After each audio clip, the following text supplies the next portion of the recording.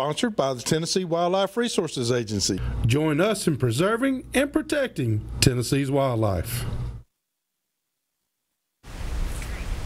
All right, welcome back, everyone. You can call us here at 737-7767 for any questions you might have till those start coming in. Mark, I've had them thinking now for 2 segments about buying cheap safes. That's a no-no. No, definitely.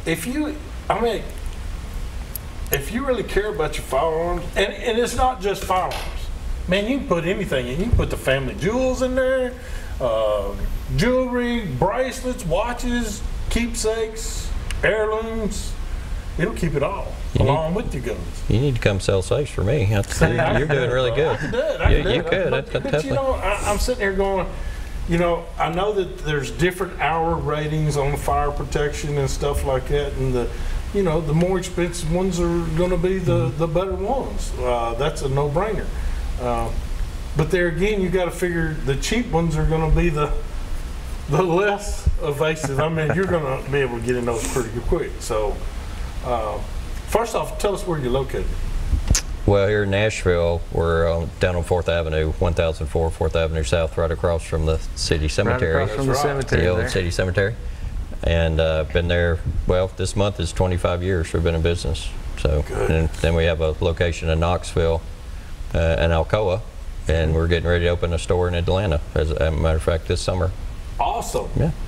So people in Atlanta need good safety too. They do. Right. Hey, we do have a caller. We got Denny, how can we help you tonight? Hey, Hugh, this is Beanie down in Murray County. Hey, Beanie. How are you? You guys, I appreciate y'all putting on the turkey hunting films. I've been sick and laid up this year, and I didn't get a chance to go, so I'm really enjoying this. We appreciate it. We had a good time doing it, that's for sure, especially the one from this week. That was a pretty good one right there. Yeah. Now, you got to admit, with your dad and on his birthday, that's a pretty good one. Mr. Brandon, from an old timer, when you get them birds walking like that, they won't stop. We used to call it the Sergeant York. That's how they did us that morning. Then they'll stop and look, and you kill them. Yes, sir. The first ones actually got so close we couldn't shoot them. We had to wait on the second ones. All right, guys, I'll let you go. Thank you for calling. Have a good night. Appreciate you, brother. All right, brother.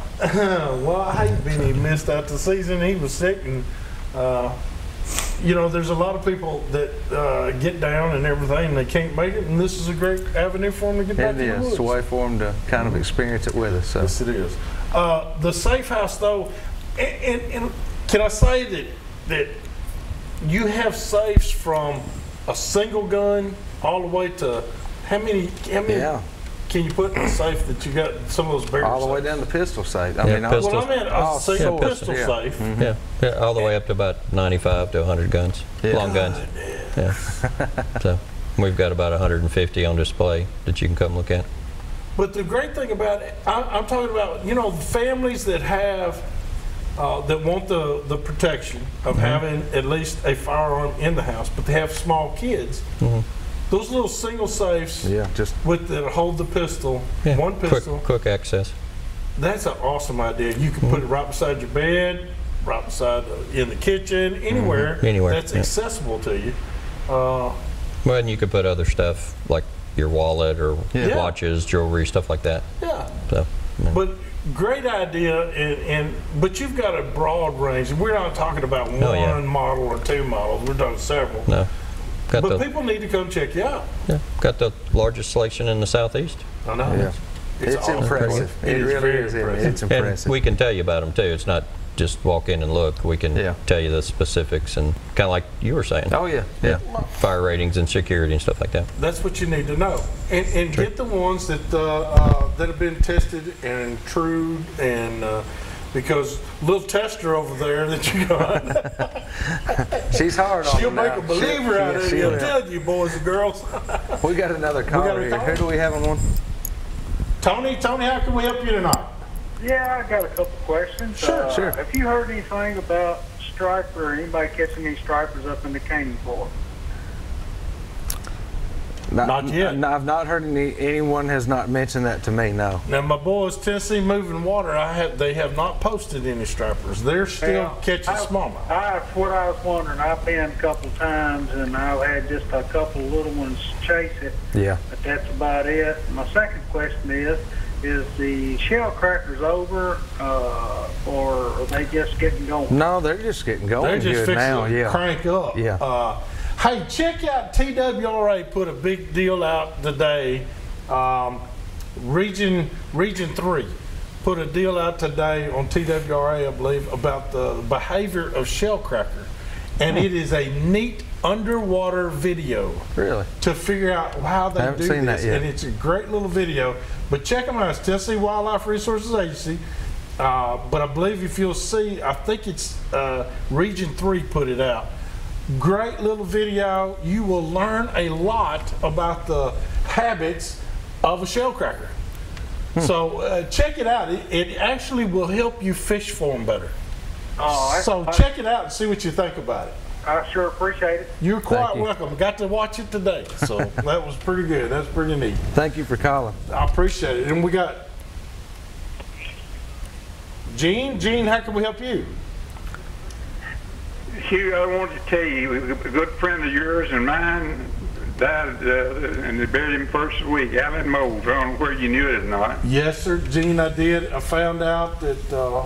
I believe it was Tuesday. I found out, but they buried him on Monday. Is that correct? Yeah. I went to the cemetery when I went there. So I didn't know about it till Tuesday.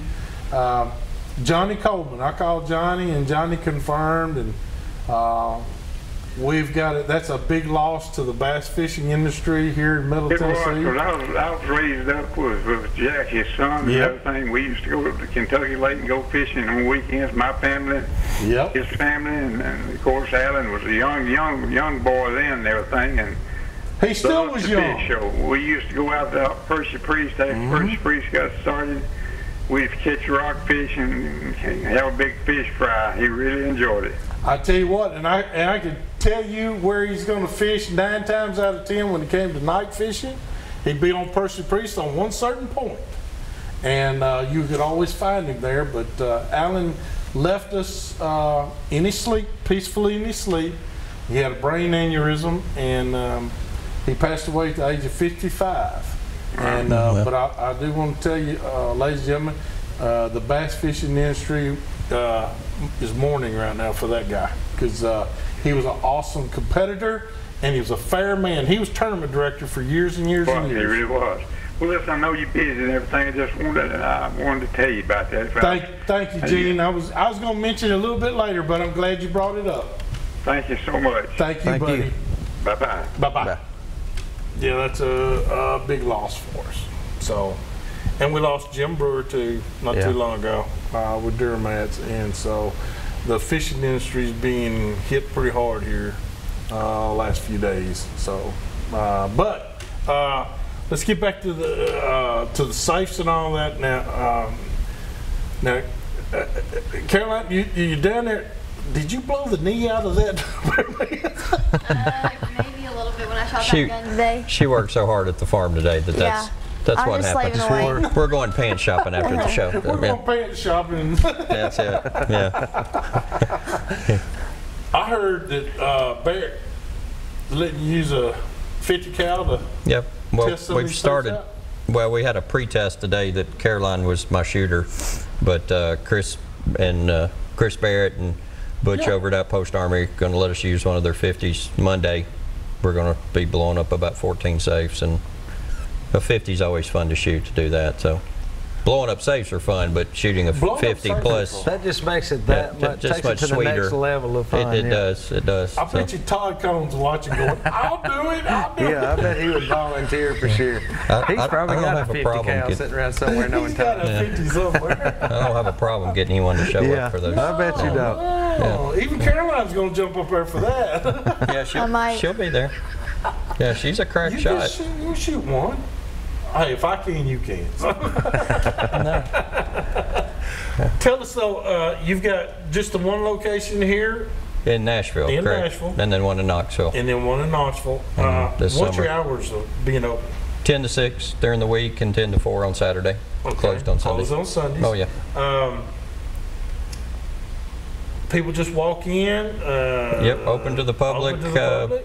You know, a large, about a 2,000 square foot showroom with just about any kind of gun safes for carry Browning, Pro Steel, and then Fort Knox and Champion Superior large gun safes, and then pistol vaults like the Vaultec, and Browning makes a nice pistol safe, and Fort Knox also.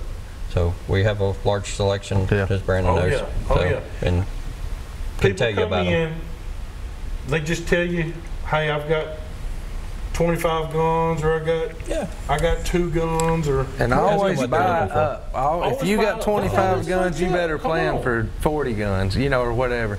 It always buy up for when you're buying for guns, in my opinion. You might as well. The biggest thing I hear is I wished I'd have bought a bigger safe. Because you think you're good, and then 10 years later, especially you just mentioned Todd Cone, you know, our buddy Todd. You know, if he's got 50 now, he needs 100 guns, because he'll have 100 by next year. Yeah. And there's nothing wrong with that. Yeah, no, not at all, not at all.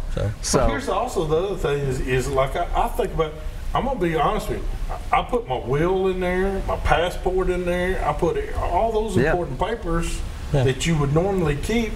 I set them right beside my 357, my 38, my 40 cals, and I set it right there on them. I mean, well, you can hide valuables from a crook, but when a fire, you know, your house catches on fire, you can't hide it from a crook. Yeah. So. But those safes keep it safe. Some of a good quality safe does, and a good fire rating, because there's different fire ratings and stuff. Well, I know that story. There's and I don't remember specifically which safe it is, but you have it posted on one of the safes in the showroom where the house burned down basically around his safe, and burned down around, and man, he was pulling these guns out. I mean, they were just in perfect condition. I mean, and the house just burned down around the safe. I mean, it was pretty incredible. Burned down, yeah.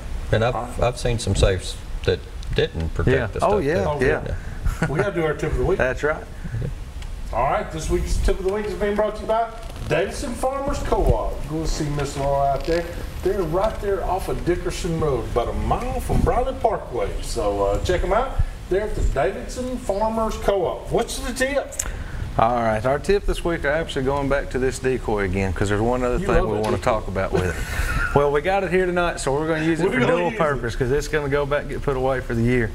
All right, in the videos, you'll notice when you blow this tail fan all the way up, and you can do this with the regular strut decoy as well, but when this fan is blown all the way up, it stands up like this. And what this looks like, this is a dominant gobbler. This is what a dominant bird is going to look like. His harem. So a lot of times, if you have, like in this week's situation, a group of jakes or even 2-year-old birds, a lot of times this decoy sitting in this position right here will actually run those birds away.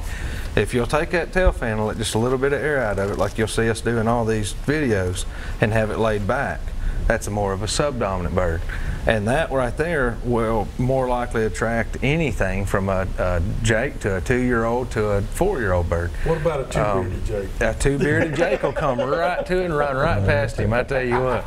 But anyhow, you want to take and just keep that tail fan back just a little bit, whether you have a real fan. Like I say, these blow-ups are great because you can take just a little bit out of it.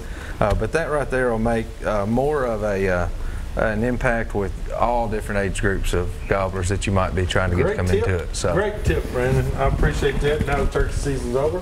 Can't give it all away until after season's over, you know. I hope you got these copies. We're gonna take a break. We'll be back here in just a minute with a great recipe from Flowers Farms.